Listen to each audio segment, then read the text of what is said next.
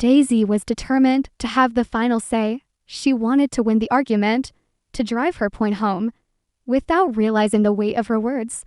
And then she said it. "You argue too much for a man. No wonder you're so small down there." The moment the words left her lips, the energy in the room shifted. The tension that had built up over the course of the argument didn't explode, it collapsed into silence. Raymond didn't respond with anger. He didn't throw back an insult. He didn't even raise his voice. He simply stood there, froze in place, his jaw tightened, his hands clenched slightly, and his eyes darkened with something deeper than fury. It was hurt.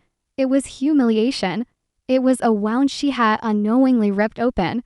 Then, without a word, he turned and walked away. Daisy stood still, expecting him to return, to shout, to argue, to fight back the way he always did. But he never did. And that silence, that unbearable stillness, was worse than any response he could have given. Most couples argue. They're shouting, maybe some storming off. But at some point, they find their way back to each other. That's how it had always been between Daisy and Raymond. Their marriage wasn't perfect, but their conflicts had a rhythm, a push and pull that always ended with some form of reconciliation. But this time was different. That night, Raymond never came back to their bedroom.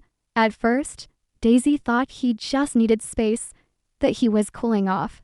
Maybe he would slip into bed later after she was asleep. Maybe by morning, things would feel normal again. But when she reached for him the next day, his side of the bed was still untouched. A sense of unease crept into her chest. This wasn't like him, no matter how bad their fights had been in the past. He had always been there, even if only in body. She climbed out of bed and searched the house, expecting to find him in the kitchen or on the couch. Instead, she found him in the guest room, sitting on the edge of the bed, still withdrawn. He wasn't pouting. He wasn't fuming. He wasn't doing anything at all. He just sat there, empty. Daisy hesitated in the doorway, waiting for him to say something, but he remained silent. So she spoke first. "Raymond, nothing? Why are you sleeping in here?" Still nothing. She pressed further, asking if he was still angry, if he was coming back to bed. But he barely looked at her. When he finally did speak, it wasn't in anger, nor was it a plea for her to understand how much she hurt him. It was just quiet, silence so heavy that it spoke louder than words ever could. Days passed and nothing changed. At first, Daisy convinced herself that he just needed time, that he would move past it, that things would go back to the way they were. But they didn't. Raymond withdrew from her completely. If she entered a room, he left. If she tried to start a conversation, he barely acknowledged her. If she reached out to touch him, he pulled away. It wasn't just anger. It was something deeper, something final. It was as though he had removed her from his world without even saying a word. Desperate to fix things, Daisy tried to reach him in the only way she knew how. She cooked his favorite meals, hoping the familiar warmth of home-cooked food would soften him. But he barely touched his plate. She made small gestures, leaving notes, offering small apologies in the form of actions rather than words. But nothing seemed to reach him. And for the first time, Daisy realized this wasn't just another fight. This was something else, entirely something breaking, and she had no idea how to put it back together. He barely touched his food. She tried to lighten the mood with a joke, but he didn't even crack a smile. She reached for his hand, let her fingers brush against his as they passed each other, but he stiffened at her touch. Nothing worked. That's when she realized something chilling. For years, she believed that arguing meant there was still something worth fighting for, that as long as they were shouting, they still cared. But now, the silence between them felt heavier than any screaming match. It was emptiness, and that emptiness felt like something between them had already died. Daisy hadn't realized that her words didn't just sting in a moment. They had reopened an old wound, one Raymond had spent his whole life trying to forget.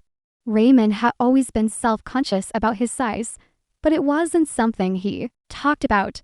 not even with his closest friends. Growing up, he had been teased, ridiculed, whispered about behind his back. In high school, a rumor spread about him, something false that started from a careless locker room conversation, but took on a life of its own.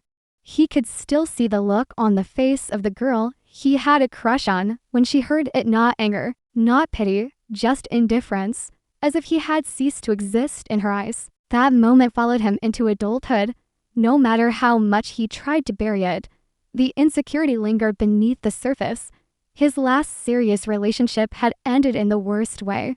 He had walked in on his girlfriend with someone else, and when he demanded to know why, she hadn't cried, hadn't begged. She had simply shrugged and delivered the cruelest truth. "You just don't satisfy me." That was the moment that broke him. From then on, he locked his pain away, never letting anyone get close enough to see it. He built up his confidence, convinced himself he had moved past it. And then he met Daisy. She was different. With her, he didn't feel small.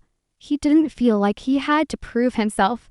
He felt safe, loved. He believed she saw him for who he truly was. He thought he had finally left the past behind. Until that night. "You argue so much for someone who's barely a man. No wonder you're so tiny down there." One sentence. That was all it took to unravel everything. It sent him hurtling back to the laughter in the hallways, the betrayal, the shame. But this time it wasn't coming from a stranger or an unfaithful ex. It was coming from Daisy, the one person he thought would never say something like that. For the first time in their marriage, he wasn't sure he could ever look at her the same way again. Daisy had hoped things would return to normal with time. But the more she waited, the more distant he became. One evening, determined to fix things, she went into the guest room where he had been staying, expecting to find him scrolling through his phone. She instead found the room empty. The shower was running. His phone lay on the bed, its screen still lit. She hesitated. She had never been the type to invade his privacy. But then her eyes caught an email notification.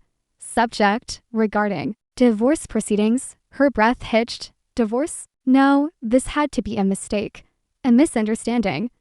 But deep down, she knew the truth. This wasn't just about that one night.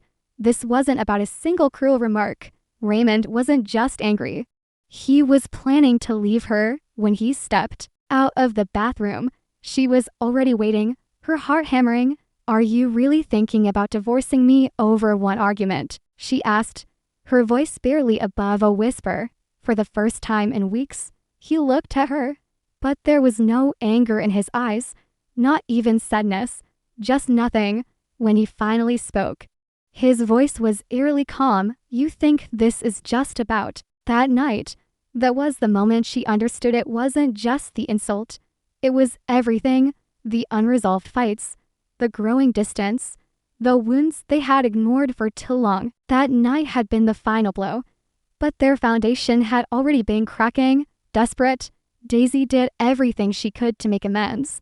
She apologized over and over, not just with words, but with actions. She cooked his favorite meals, left him small notes, tried to draw him into conversation about anything: his day, the weather, their memories. But his responses were always the same, brief, empty, and that was the most terrifying part. She could feel that he already knew the answer to the question she was too afraid to ask: whether he still wanted to stay, and his silence told her everything. Daisy had always believed that regret was something you could fix, that as long as you were willing to try, any mistake could be undone. But this was different. This was a kind of wound that no apology could erase. Then one evening, she walked past the guest room and stopped in her tracks. Raymond was packing. A suitcase lay open on the bed, his clothes neatly folded inside. Panic surged through her. Her body moved before her mind could catch up, stepping into the room, barely able to find her voice. "Are you really leaving?" Raymond exhaled, gripping the edge of the suitcase. He didn't answer right away. When he finally turned to face her, his voice was steady, heavy with truth. "I don't know if I can get past this." The words hit her harder than any argument could have. She had expected anger, expected him to lash out, to finally spill out all the resentment he had been holding in. But this quiet uncertainty was so much worse. Tears blurred her vision.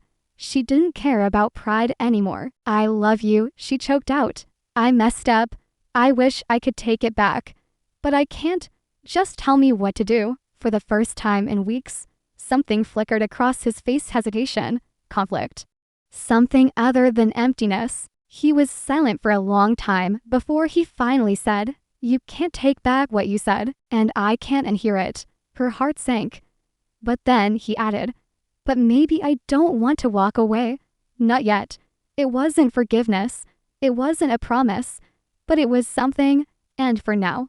That was all Daisy had left to hold on to. Raymond didn't leave that night. But the damage was still there. The road to healing would be long.